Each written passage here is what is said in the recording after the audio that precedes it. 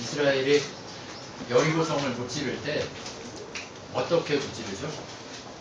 하루 한 바퀴 그냥 조용히 돌아요. 아무 말 안 해요. 그때는. 두 번째 날 또 조용히 돌아요. 세 번째 날 조용히 돌아요. 네 번째 날 조용히 돌아요. 다섯 번째 조용히 돌아요. 여섯 번째 조용히 돌아요. 일곱 번째 날 나팔과 함께 어떻게 돌아요? 일곱 바퀴를 돈 다음에 나팔과 함께 어떻게 해요? 소리를 질러요. 엄청난 함성과 함께 하나님의 신이 그 여리고 성벽을 무너뜨려요. 물론 하나님이 하시지만 우리가 정말 외쳐야 할 때입니다. 우리가 외쳐야 할 때, 우리가 정신 차리고 우리 각 사람이 외쳐야 할 때이긴 있습니다. 우리가 주의 복음을 외쳐야 할 때입니다.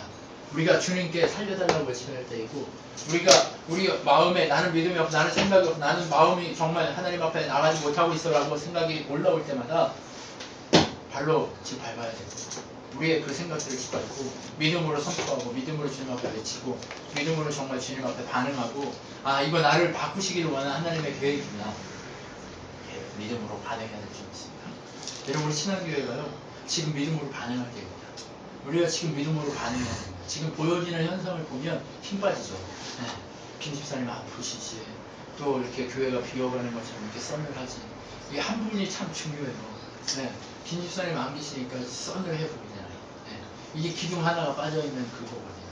그런데 우리가 빠진 게 아니라 지금 더 강하게 세우기 위한 하나님의 마음이 있습니다. 그래서 우리가 그런 마음이 올라올 때마다 밟아 이겨야 될 줄 믿습니다. 이기고 우리가 강하게 어려운 문제가 올 때마다 우리가 어떻게 해야 되느냐, 긍정적이고 긍정적이지 않고 하나님의 마음이 아니라 부정적인 생각으로 내 마음이 찰 때마다 어떻게 해야 되느냐, 선포해야 됩니다. 악하고 더러운 생각들은 떠나가라. 예수의 이름 명령을 떠나가라. 나를 부정적으로 만드는 이 모든 것들은 떠나가라. 내가 발로 밟는다. 내가 선포한다. 나를 정말 힘들게 만드는 모든 것들은 발로 밟아버리겠다. 우리 예수님이 뭐라고 해요? 내가 그 악하고 더러운 사단을 밟아버리겠다.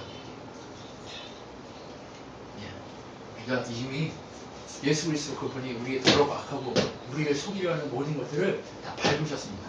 우리 정말 지뢰로 우리를 막 잡아서 죽이려고 하는 그 모든 지뢰들을 예수님이 다 제거하셨어요. 근데 제거했는데 폭탄은 없는데 뭐만 있어요? 우리를 죽이려고 이렇게 붙잡는 그것만 있어요. 붙잡아 놓는 것만 있어요. 지뢰가 걸리면 잘못하면 터져가지고 나도 죽잖아요. 근데 지뢰가 뭐만 있어요? 껍데기만 있어요. 껍데기가 나를 확 잡는다니까요.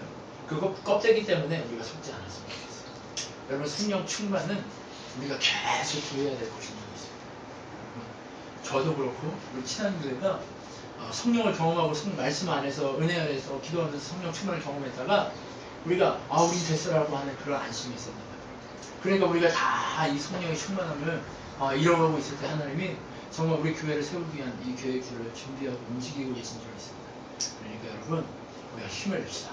힘을 내서 기도할 때도 정말 힘을 내서 외치시고, 기도할 때도 소리내서 외치시고, 주님 살려주십시오, 주님 능력을 주십시오, 주님 깨달음을 주십시오, 이런 마음이 있을 때 우리 안에 기쁨이 생기기 시작해요. 진짜 하나님이 주시는 기쁨이 넘치고 정말 담대하게 할 수 있는 기쁨이 넘친다니까요. 기도할 차례인데, 기도할 때인데 기도할지 모르는 사람이 얼마나 불쌍해요. 근데 우리는 기도할 때 되니까 하나님도 기도시켜서 기도하잖아요. 그러니까 여러분, 기도하십시오. 기도해야 됩니다. 지금이 성령 충만을 위해서 기도할 때입니다. 그리고 그 성령 충만을 통해 하나님의 기적의 역사가 이루어질 수 있습니다. 하나님은 우리 하나님이시죠.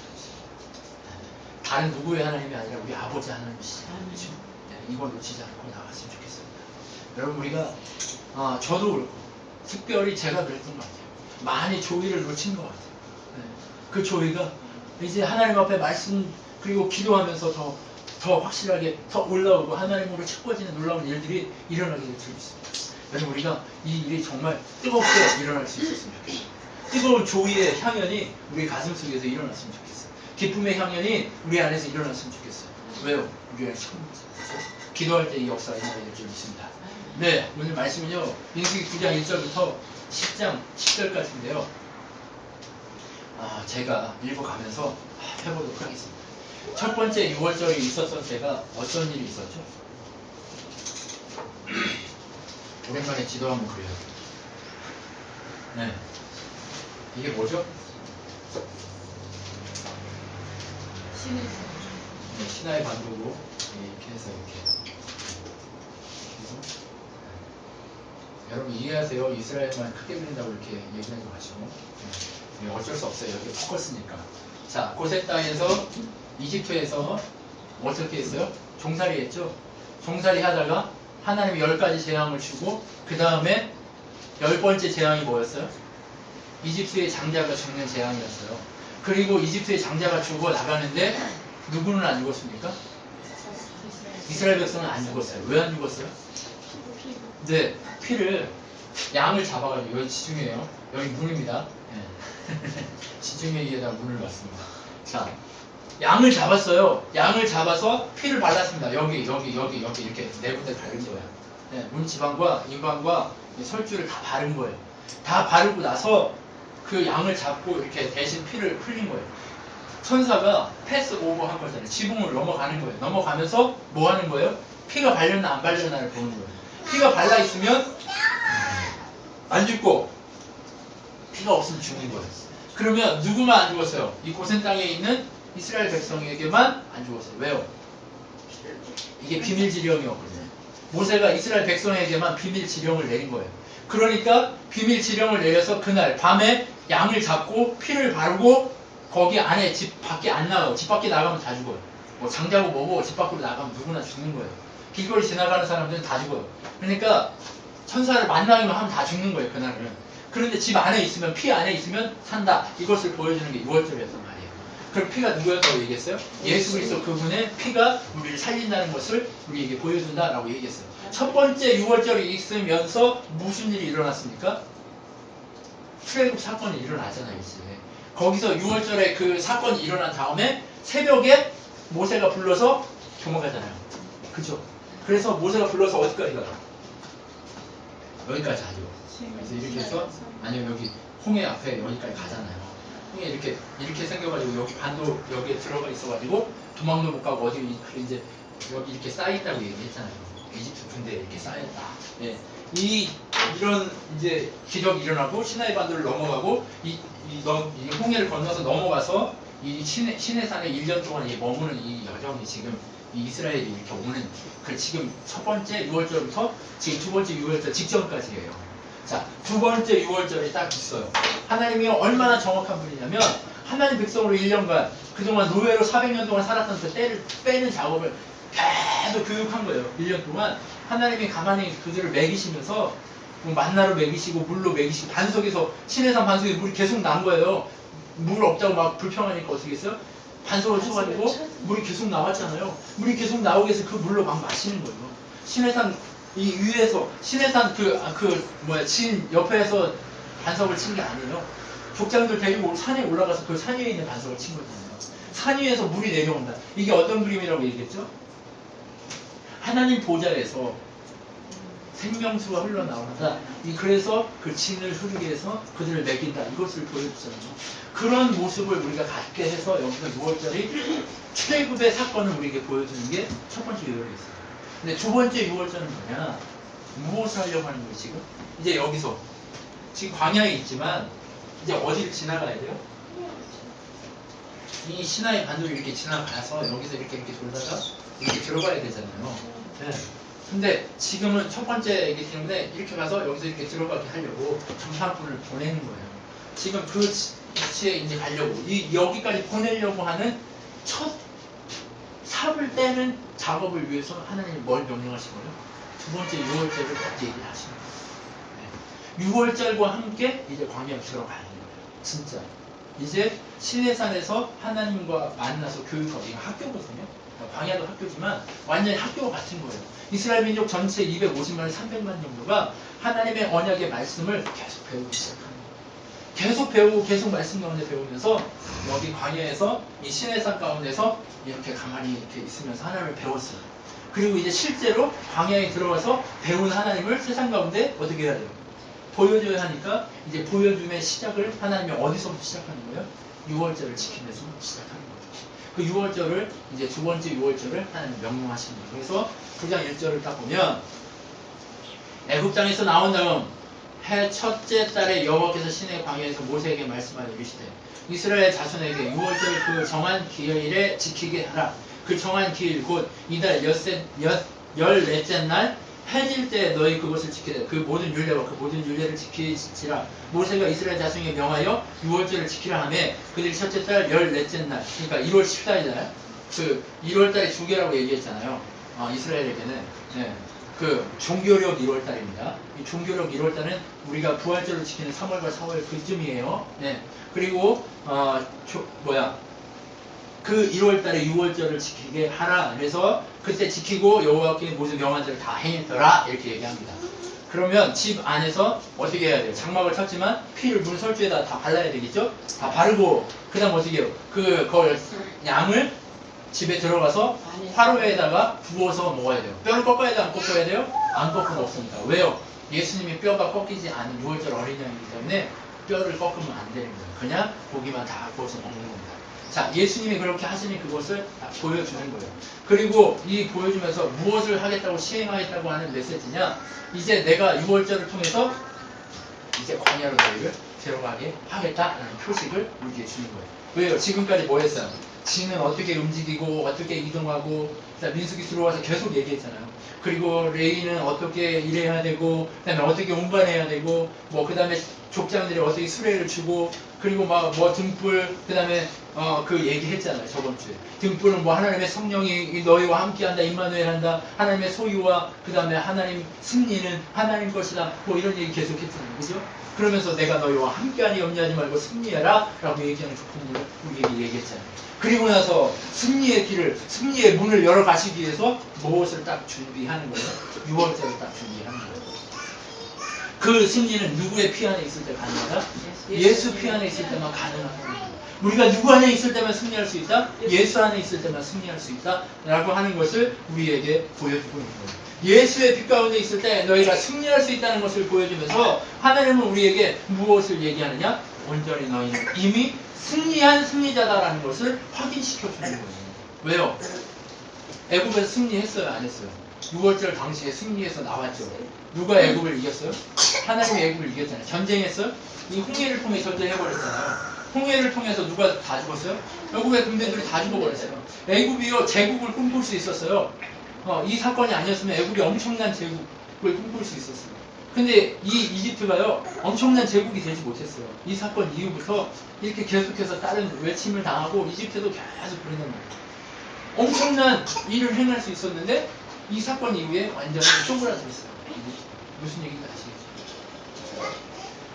하나님은요 이미 이집트를 이기면서 누가 승리자라는 것을 얘기해줬어요? 이스라엘 하나님 백성이 승리자다라는 것을 보여줬어요. 그 피 안에 있는 자가 승리자다라는 것을 보여준 거예요. 이스라엘이 전쟁 하나라도 했습니까? 가서 막 이렇게 싸웠어요? 아니요. 손 하나 까딱하지 않았어요. 그런데 누가 했단 말이에요? 하나님이 했단 말이에요. 이 승리가 누구의 승리라고 얘기하고 싶은 거예요? 우리의 승리라고 얘기하고 싶은 거예요. 이 6월절 피 가운데 있는 너희의 승리가 될 거다라고 얘기하는 거예요. 너희가 예수의 피 안에 있기만 한다면 그것이 모두 너희의 승리가 될 거다라는 것을 얘기하고 싶은 거예요.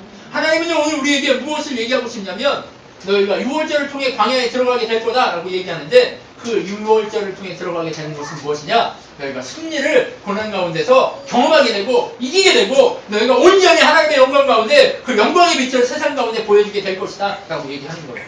여러분 처음에 이집트에 나올 때 사람들이 나올 때 전 세계가 이 뉴스가 전 세계에 돌았을까요? 안 돌았을까요? 안 돌았어요. 그때 당시에는. 그런데 광야에서 계속해서 승리해가고 계속해서 광야를 이겨가고 그 땅에 있는 모든 자들을 이겨가기 시작할 때 이 뉴스가 그 옆에 있는 모든 나라들에게 전해졌으니까요. 그래서 여리고를 칠 때 어떻게 했어요? 여리고를 칠 때 기생 라합이 벌벌 떨었어요. 너희가 이제 여기 치려고 들어왔구나. 너희가 왔는데 이제 너희가 나를 도와준다면 내가 너희 정탐꾼 너희를 보호해주겠다. 이런 얘기를 한단 말이에요. 여러분 뉴스가 그쪽으로 했어요? 안 했어요? 완전히 전해졌어요? 안 전해졌어요? 전해졌단 말이에요. 그것처럼 하나님의 소유로 그렇게 광야 가운데 하나님의 예수 그리스도의 피 가운데 있는 자에게는 뭐가 있다는 거예요? 승리가 있고 기적이 있고 은혜가 있고 능력이 있다는 거예요. 여러분 기적과 능력과 은혜가 뭐라는 거예요? 누구 안에 있어요? 하나님 바로 예수 그리스도 안에 있다는 예수 그리스도의 피 안에 있다는 거예요. 그러면 예수 그리스도의 피 이것은 무엇을 의미해요? 믿음을 의미하는 거예요. 내가 예수 그리스도 그분을 믿는 것 이것이 예수 그리스도의 피 안에 있다. 뭐 골치 아픈 게 아니에요. 예수 그리스도의 피, 피 6월달에 피 막 이러니까 뭐 대단한 피 내가 막 짜야 되나 이렇게 생각하실지 모르지만 그 대단한 피가 아니에요. 그게 아니라 우리가 예수 그리스도 그분을 믿는 것, 그리고 예수 그리스도 그분을 내 마음에 모시는 것, 예수 그리스도 그분이 나의 전부인 것을 알고 선포하는 것, 예수 그리스도 그분의 능력이 우리의 모든 것인 것을 알고 나타내는 것, 그것이 바로 예수 그리스도의 이름 안에 있는 것이에요. 여러분, 사람들이 보기에요, 지금 내가 아무것도 없어서 난 무시할 수 있어요. 그런데요, 예수 그리스도 안에, 피 안에 있으면요, 우리 무시당해야 한다고요. 결국 세상은요, 무식한 이스라엘에게 다 망했어요. 여러분, 아스루가 엄청난 제국이었거든요. 아시리아라고 해서. 근데 아시리아에서, 여러분 들어보세요. 아시리아에서 엄청난 제국이 만들어져가지고 이스라엘을 침공했을 때 몇 명이 왔냐면 18만 5천 명이 왔어요. 이 역사적인 기록이 있습니다. 그런데 하룻밤 사이에 이 자리에 패스트가 일어나가지고, 역사적으로는 패스트라고 얘기하고 하나님은 성경에 뭐라고 얘기하냐? 하나님의 신이 이를 다 쳤다. 그래서 하룻밤 사이에 18만 5천이 죽고 산헤립이라고 불리는 이 왕이 완전히 어떻게 됐어요?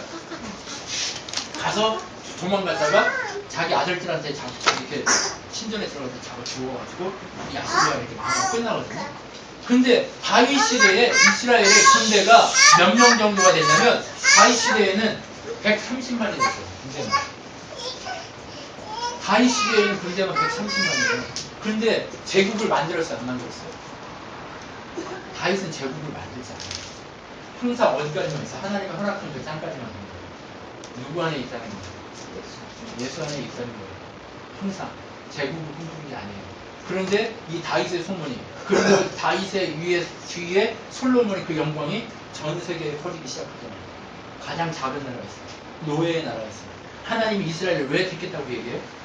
가장 작은 노예의 나라이기 때문에 택했다라고 얘기합니다. 가장 작은 노예의 나라요. 가장 작은, 세상이 보기에 가장 작은 것이기 때문에 내가 택했다라고 얘기한단 말이에요. 그 작은 노예의 나라, 가장 작은 나라이기 때문에 택했다는 그 이스라엘이 결국 어떻게 된다는 거예요? 예수 안에 있을 때, 예수 그리스도 그분을 믿을 때에 어떤 자로 바꾸시겠다는 거예요? 세상을 뒤 엎을 자로 바꾸시겠다는 거예요. 여러분, 그러면 중요한 건 뭐예요? 예수의 피 안에 있는 거예요. 6월절을 지키는 건 뭐예요? 예수 그리스도 그분 안에 있을 때만 세상은 우리를 바보라고 얘기할 수 있어요. 그런데 예수 그리스도 안에 있어야 우리 인생의 마지막을 후회하십니다. 끝끝내 예수의 피 안에 머물려고 몸부림치면서 성령 충만을 구하고 예수의 충만을 구하고 예수의 은혜를 구하고 그렇게 우리가 싸워 나갈 때에 지금은 바보스럽고 지금은 멍청이 같지만 결국에는 세상이 감당할 수 없는 놀라운 자로 하나님이 세워가신다는 것입니다. 우리가 살아봤잖아요. 지금껏 많이 가져봤고 많이 소유해 본 적도 있잖아요. 세상을 바꿀 만한 능력으로 막 내가 그 어떤 재벌보다 정말 재벌처럼 살아봤잖아요. 그런데 좋던가요? 정말. 그런데 뭐가 있을 때 진짜 뭐가 있어요? 예수의 피 안에 있을 때 그때가 진짜예요. 그러니까 우리가 우리의 방식이 바뀌는 거예요. 우리 삶의 방식이 다 바뀌거든요. 누구 안에 있어야 되는 거예요? 예수의 피 안에 있어야 되는 거예요. 예수의 피 안에 있을 때 우리의 삶의 방식은 완전히 바뀌게 되어 있어요. 예수의 능력 안에 있을 때 우리는 완전히 바뀌게 되어 있어요. 여러분, 예수의 능력 안에 있기를 소원합니다. 축원합니다. 여러분, 예수의 능력 앞에 서고 있습니다. 예수 그리스도의 십자가, 예수 그리스도의 이름만을 붙들고 여러분을 바라보면 예수 그리스도의 이름에 명패가 새겨져서 세상 사람들이 저 바보 이렇게 했지만 결국에 그 모든 사람들이 나와 친해지고 내가 알고 있는 예수를 알고 싶어하는 그런 인생으로 바뀌게 됩니다. 목사가 되라는 얘기가 아니에요. 뭐 이런 얘기가 아니에요. 뭐 교회 와서 막 이렇게 일하는 얘기가 아니에요. 여러분의 삶 가운데 예수의 이름을 붙들고 있으면 여러분의 삶의 모든 것들은 다 무엇으로 바뀌게 되어 있어요?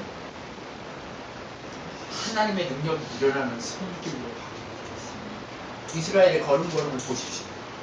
얘네들이 실패하면서 걷는 것 같지만 세상은 떨고 있어요. 왜요? 정작 하나님의 예수의 이름 안에 서 있는 자들은요, 뭘 못 봐요? 하나님의 손을 못 봐요. 왜요? 너무 가까워서. 근데 밖에서 이렇게 보는 사람은 어때요? 저것들이 참 뭐야, 저희들의 신은 뭐야? 어째서 저렇게 이상한 일들이 일어나는 거야? 이런 것들이 보이기 시작한단 말이에요. 하나님은 우리에게 그 승리를 주고 있지. 그렇기 때문에 우리를 어디에 있어야 하는 거예요? 예수의 피 가운데 있어야 하는 거예요. 예수의 피 가운데 있을 때에 우리는 진짜 승리할 수 있어요. 예수의 피 가운데 있을 때에 우리 조이도 승리할 수 있어요. 예수의 피 가운데 있을 때에 누구나 다 승리할 수 있다는 거예요. 그 승리가 다른 것에 주어지는 게 아니라 예수의 피 안에 있을 때만 주어진다는, 예수의 이름 안에 있을 때만, 그 믿음 안에 있을 때만 주어진다는 사실을 우리가 분명히 알고 나아가야 되겠죠. 여러분, 그리고 두 번째 말씀을 보면 15절부터 무슨 얘기를 하냐면, 유월절을 지키고 싶은데 어떻게 얘기해요? 6절부터 유월절을 지키고 싶은데 14절까지 무슨 얘기를 하냐면, 갑자기 장례가 일어나고 그랬어요. 갑자기 사람이 죽잖아요. 한 300만이 살고 있으면 하루에도 몇 명씩 죽잖아요. 그럼 6월절이라도 안 죽을까요? 갑작스럽게 죽을 수 있잖아요. 그 죽을 수 있는데 그 사람들은 부정하기 때문에 6월절을 지킬 수 있어요, 없어요? 시차를 만졌으면 부정하니까 6월절을 못 지키는 거예요. 그러면 예수의 피 안에 있을 수 있어요, 없어요? 이 사람들은 없잖아요. 그럼 이 사람들은 그럼 뭐 예수의 피 안에 없고 죽어야 되겠네? 그러니까 이 사람들이 찾아와가지고 모세에게 얘기하는 거예요. 나도 예수의 피 안에 있고 싶고 나도 살고 싶다. 왜요? 이미 경험했잖아요. 예수의 피 안에 있지 않는 유대의 모든, 이집트의 모든 사람들은 다 죽어버렸잖아요. 장자가 죽고 그냥 예수의 피 안에 있지 않은 길거리 지나다니는 사람들 다 죽었잖아요. 그걸 다 경험했던 사람들이니라 예수의 피 안에 있지 않는 것을 두려워하는 거예요. 우리가 이 두려움이 있어야 돼요. 우리가 지금 예수의 피 안에 있느냐 아니냐, 예수의 이름 안에 있느냐 아니냐에 대한 두려움이 있어야 된단 말이에요. 지금 내가 그냥 껍질로만 나 예수의 이름 안에 있어, 나 예수 믿어 이러고 있느냐, 아니면 진짜 내가 예수를 나의 생명으로 믿고 그렇게 내가 예수 안에 있기를 소망하면서 두렵고 떨리는 마음으로 하나님께 설려고 하는 애씀이 있느냐, 몸부림침이 있느냐, 이 몸부림이 우리에게 주어져야 한다는 거예요. 그런데 이 몸부림이 지금 뭐에 있어요? 이 시체를 보는 사람들, 이 시체 때문에 갑자기 부정해진 사람들, 갑자기 부정을 경험해가지고 이 6월달에 참여하지 못하게 된 사람들에게 있단 말이에요. 그러니까 어떻게 돼요? 이 사람들이 나도 6월절 지키고 싶어요 라고 얘기하니까 하나님이 뭐라고 얘기하냐, 시체로만 하면 부정되게 6월절을 지킬 수 없는 사람이니 그날에 모세와 아론에게 이르러 우리가 어떻게 부정을 지킬 수 있습니까? 라고 얘기하니까 모세가 내가 여호와께 가서 명령을 들을지니라 기다려라 이렇게 얘기하니까 10절에 뭐라고 얘기하냐, 이스라엘 자손에게 말하여 이르라 너희나 그 우선 중에 시체로 말미암아 부정하게 된 자 먼 여행 중에 있다 할지라도 다 여호와 앞에 마땅히 6월절을 지키되 둘째 달 1월달에 못 지키면, 부정해서 못 지킨 사람들을 한 달 후에 14일에, 한 달 후 14일에 2월 14일에 둘째 달에 무교절, 그러니까 6월절을 지키라 라고 얘기하는 거예요. 근데 여기서 중요한 메시지를 하나님이 여기서 딱 정해요. 14절 한번 봅시다. 그러나 사람이 정결을 하기도 하고 여행 중에 있지도 아니하면서 6월절을 지키지 아니하는 자는 그 백성 중에서 끊어지리니 이는 이런 사람은 그 정한 기일에 여호와께 헌물을 드리지 아니하였은즉 그의 죄를 담당하였으며, 헌물이 뭐예요? 피잖아요. 피를 내야 돼요. 우리 스스로 우리가 죄인이라는 사실을 증거해야 돼요. 나는 이 피가 아니면 내가 대신 이 피를 흘려야 될 사람이다라는 증거해야 되는 거예요. 우리가 왜 예수 이름을 드러내야 돼요? 예수가 아니면 나는 죽을 자라는 사실을 드러내야 하기 때문에 예수의 이름을 앞세우는 거예요. 헌금하라 이 얘기가 아니에요. 너 죽어야 될 자인데 예수의 피가 아니면 넌 죽는다. 그러니까 내가 피 흘려야 한다. 내가 대신해서 피 흘려야 할 이 짐승을 하나님께 드립니다 라고 하는 그 흔적을 남겨야 한다는 거예요. 그런데 그렇지 않으면 어떻게 하는 거예요? 그 백성에서 끊겠다는 거예요. 그럼 백성에서 끊겠다는 건 뭐예요? 예수의 이름 안에 있지 않는 자로 인정해버리겠다는 거예요. 무슨 얘기인지 아시겠어요? 그러면 우리가 하나님 앞에서 항상 예수의 이름을 붙드는 연습을 해야 됩니다.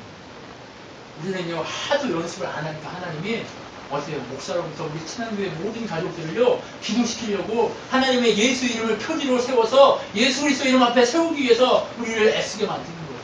우리가 더 열심히 하나님 앞에 기도하고 더 하나님 앞에 피 흘리기 위해서 하나님이 우리를 애쓰게 만드는 거예요. 예수 이름 앞에 있어야 되죠. 예수 이름 앞에 있을 때에 우리가 살게 돼 있어요. 우리가 끊어지지 않고 하나님의 성령의 기름 부으심 가운데, 하나님의 성령의 역사 가운데 우리가 살아갈 수 있단 말이에요. 이 기름 부으심이 끊어지면요 우리는요 백성이 아니에요. 여러분, 우리가 백성이기 위해서 하나님은요 뭐 하래요? 6월절을 무조건 지켜야 한다는 거예요. 그런데 여기서 정말 기적의 말씀이 14절에 딱 나옵니다. 만일 타국인이 너희 중에 거류와 여호와 앞에 유월절을 지키려고 하면 유월절 율례대로 그 규례를 따라서 행할지니 거류민이나 본토인에게나 그 율례는 동일한 것이니라 라고 얘기해요. 여러분 구약이라고 이방인들이 들어갈 수 없어요? 있어요? 있어요. 예수의 피 안에 들어갈 수 있어요? 없어요? 있어요. 없지 않아요. 이방인들도 다 기회를 줬는데 지금 유대인들이 지금 뭐 한 거예요? 지들만 선민이라고 제사장 나라로 세웠으면 제사장 나라가 돼서 자기들이 양을 그 모든 자들을 포용하고 하나님의 복음을 선포하고 그들을 세웠어야 하는데 그들이 그렇게 했어요? 안 했어요? 못한 거예요. 왜요? 그게 인간이 제사장 나라면 나만 살면 된다는 게 아니에요. 우리가 예수의 이름을 우리 안에 계속해서 넘치게 되면요, 그 배에서 생수의 강이 넘친다고 얘기하잖아요. 이 배에서 생수의 강이 넘친다는 건 뭐예요? 성령이 그들에게 임재하셔서 그들 가운데서 넘치게 하시는 것을 얘기한다라고 요한복음에 나오잖아요. 그 배에서 생수의 강물이 넘치게 하셔서 우리가 어떻게 해야 돼요? 하나님의 성령에 사로잡혀서 하나님의 성령을 드러내는 그런 역사예요. 현장 가운데 있어야 돼요. 근데 우리가 넘쳐야 되는데 안 넘치면 예수 이름이 나와야 안 나와요. 예수 이름이 나와야 되는데 안 나오면 안 넘치면 물이 멈춰 있어요. 물이 고이면 어떻게 돼요? 생각이 썩어버리죠. 근데 안 고이고 계속 넘치면 다른 사람에게 흘러가서 넘칠까요? 안 넘칠까요? 넘치죠. 이 복음의 역사는 이렇게 일어나는 거예요. 기적의 역사는 이렇게 일어나는 거예요. 나 때문에 내가 뭔가를 해서 일어나는 게 아니란 말이에요. 어떤 기적의 역사, 어떤 세상을 바꾸는 놀라운 역사는 내가 어떻게 해서가 아니에요. 내 안에 확신하고 있는 그것이 넘치고 넘쳐서 다른 사람에게 전염됐을 때 그 일이 일어나잖아. 그러니까 우리가 해야 될 일은 뭐예요? 앞서서 뭔가를 막 하는 그런 게 아니에요. 내가 하는 게 아니에요. 그럼 누가 하게 하셔야 돼요? 하나님께서 하게 하시도록, 하나님의 성령이 하게 하시도록, 하나님의 은혜가 내 안에서 넘치도록 내 속을 갈아내야 되는 거예요. 그게 우리 몸부림이에요. 여러분, 우리 몸부림치라고 얘기하잖아요. 버티고 사는 게 아니에요. 우리는 버티고 살면 우리는 죽어요. 버티고 살면 우리는 다 자살해요. 버티고 살면 은혜를 구해야 되는 거예요.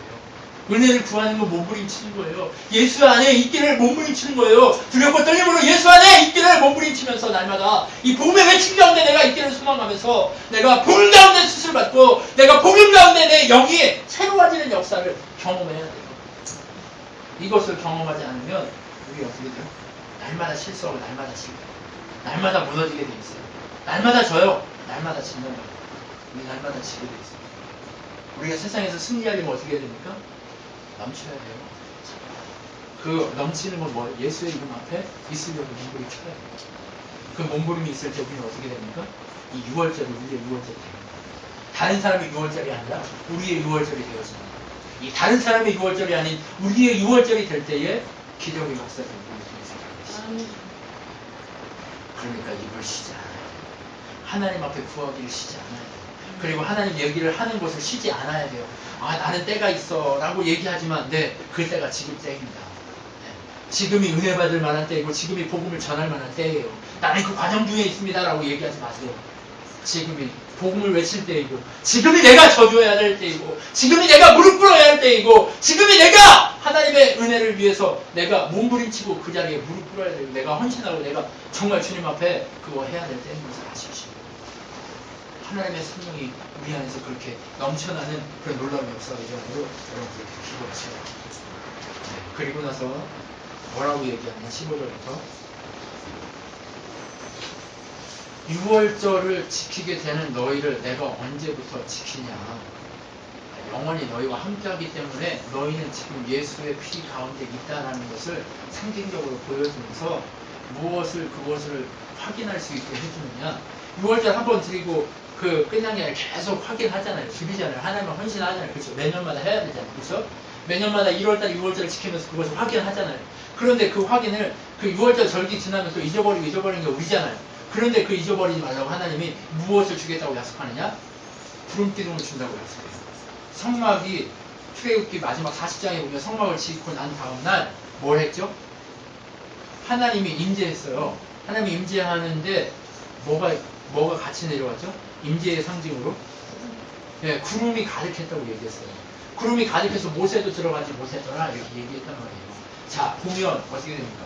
한번 들어보십시오. 15절. 성막을 세운 날에 구름이 성막 곧 증거의 성막을 덮고 저녁이 되면 성막 위에 불 모양 같은 것이 나타나서 아침까지 이르렀을 때 이게 여러분 보세요. 구름이 흰 구름이 이렇게 팍 떠 있으면 낮에는 구름이 이게 기둥이 되고 밤에는 이 하얀 구름 때문에 불기둥처럼 보여요. 이 하얀 구름이요 불빛처럼 이렇게 거기가 하얗게 보인다니까요. 밤에 구름이 흰 구름이 있는 그걸 제가 이게 시골에 있을 때 보면 불기둥이 아니고 그 불기둥 모양처럼 보여요 사람들에. 예, 그렇게 보여지는 거예요. 예, 그들을 하나님 그렇게 임재하시며 보여주게 그들을 밝게 비추면서 깜깜한 밤이면 여러분 어때요? 어두워서 적들이 침입하고 하는 그것들이 안 보이잖아요. 그래서 적들이 어느 때 많이 쳐들어와요? 금음 때 많이 쳐들어요. 금음날. 그런데 이 구름이 흰 구름으로 가득해서 이렇게 있으면 어때요? 그게 빛이 되어서 우리 반사대 빛이 보인다니까요. 이 횃불처럼 밑에 조금만 횃불이 켜져도 그 구름 때문에 환해요. 그런 불기둥 같은 그런 느낌이 있단 말이에요. 이거는 불기둥이 아니라 구름 기둥이 그런 행성 모양으로 보인다 이런 표현입니다. 네, 다들 제가 어릴 때는요 구름 기둥과 불 기둥 이렇게 얘기했는데요. 제가 성경을 자세히 이렇게 찾아보니까 구름 기둥이 그대로 있는데 밤에 되니까 불이 켜지고 하니까 불기둥처럼 이렇게 보여진다.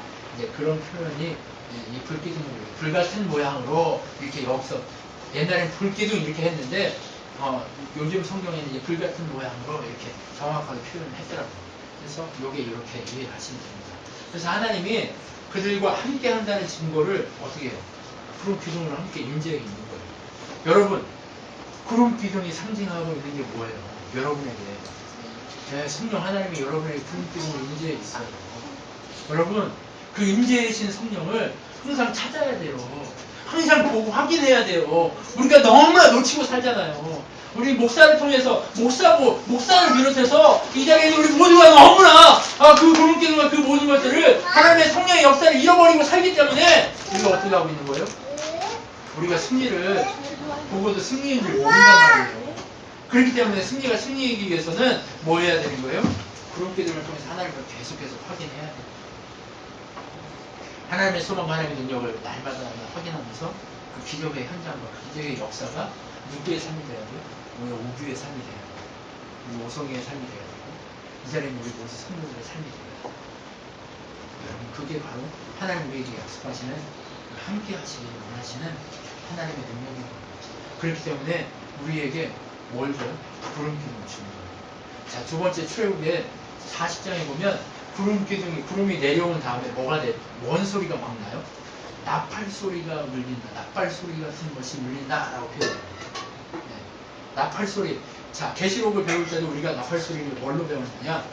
자, 뭘로 배웠냐면 이제 셋째 날 아침 천둥과 번개가 일어나고 산에 빽빽한 구름이 쫙 깔리며 나팔 소리가 크게 울린 진 가운데 있던 백성 모두 두려움에 떨잖아. 이게 출애굽기 19장 16절이에요. 나팔 소리가 울린 것처럼 소리가 났다 이 얘기하죠.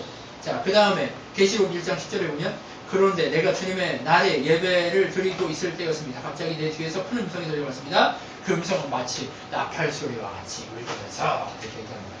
그러면 나팔 소리가 오늘 이제 10장 1절부터 10절까지 나팔 소리에 대한 얘기가 나오거든요. 출발하기 직전까지 하나님이 보여주신 증거들이에요. 첫 번째 6월절 했고 예수의 피 가운데 있어야 되고 두 번째 구름기둥 너희와 내가 항상 함께 한다는 것을 보여줬고 그 다음에 나팔을 만들게 하는 장면이 나와요. 10장 1절부터 10절까지 나팔을 만들게. 이게 나팔을 하면 신호용이거든요. 신호용. 나팔은 신호를 드리는 거예요. 나팔은 신호를 드리는 건데 나팔이 신호용으로 사용되기 위해서 하나님이 이것을 드리는데 신호용으로 사용되고 있는 모든 것들이 하나님이 이 나팔을 통해서 무슨 신호를 보내주느냐?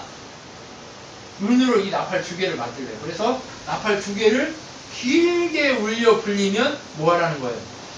다 회막문 앞으로 다 모이라는 소리예요.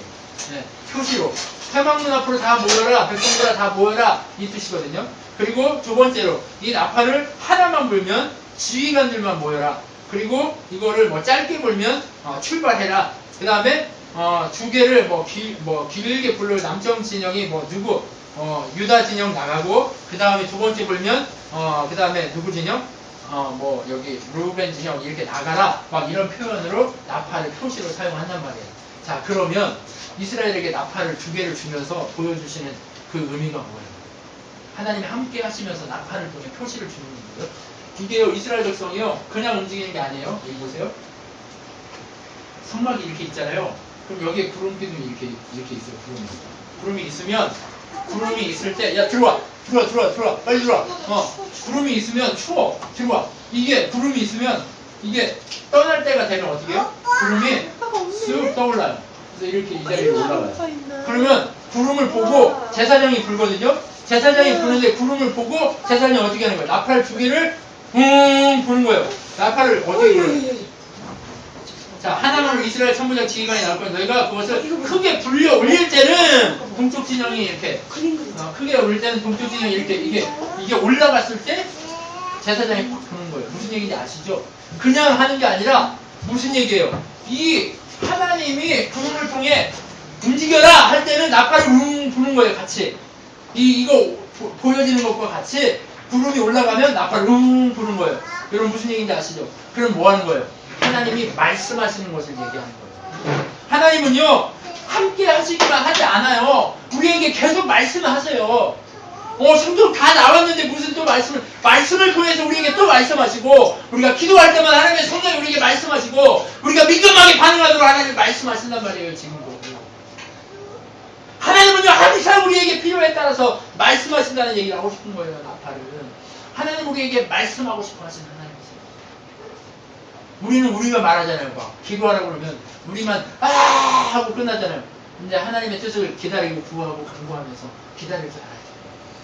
하나님 왜 기도했는데 안 들어주세요? 아니요. 들어줄 때까지 기다려야죠. 하나님 기도했으면 하나님 들어주실 때까지 기다리면서 말씀하시는 건 무엇을 말씀하시는지 민감하게 반응하려고 기다려야 한단 말이에요.